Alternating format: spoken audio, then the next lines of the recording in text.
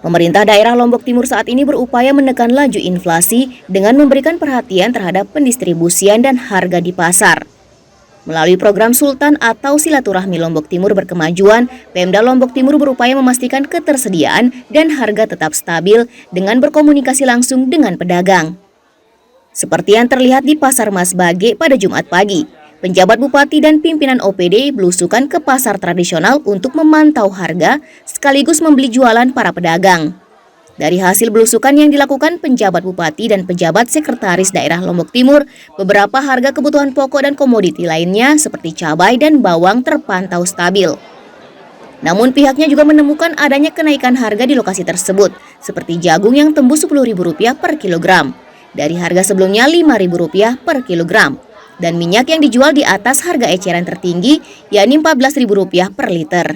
Bupati menilai peningkatan harga ini tidak lepas dari pendistribusian ke pedagang yang tidak merata, sehingga berdampak besar terhadap harga barang tersebut. Pihaknya akan menelusuri rantai pendistribusian untuk memastikan harga tidak dimainkan di tengah jalan. Yang utama itu adalah silaturahmi ya, karena belanja masalah itu yang paling banyak itu ternyata di pasar gitu. Ya, terutama masalah harga. Kalau kemarin kita cek misalnya harga bawang relatif fluktuatif, alhamdulillah sudah mulai stabil. Nah, cuma ada perkembangan tomat yang kemarin naik sudah mulai turun. Informasi hari ini yang tidak penting ada kenaikan di minyak ya, tetapi minyak kan tinggal kita koordinasikan. Yang berat itu kalau itu hortikultura, lalu sedang musim panen, tidak sedang musim panen, ketersediaannya terbatas, itu teori ekonomi kan antara supply dan demand itu pasti keseimbangan.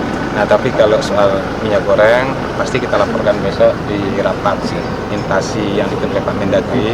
Karena kalau minyak goreng ini kan rantainya itu, kalau itu barang importir, pasti masuk ke distributor, dari distributor masuk ke pedagang besar ke pengecer, ya baru ke pasar. Nah inilah kita belanja masalah sehingga kita akan laporkan ke pusat.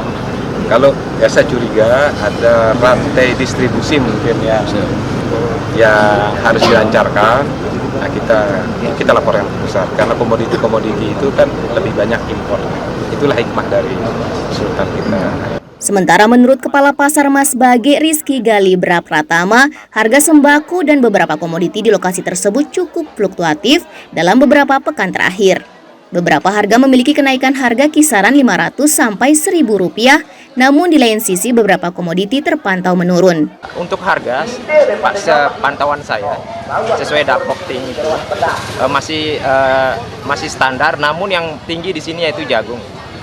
Ya, dari kisaran yang 5.000 naik hampir sampai dengan 10.000 itu akan mempengaruhi harga telur dan sebagainya.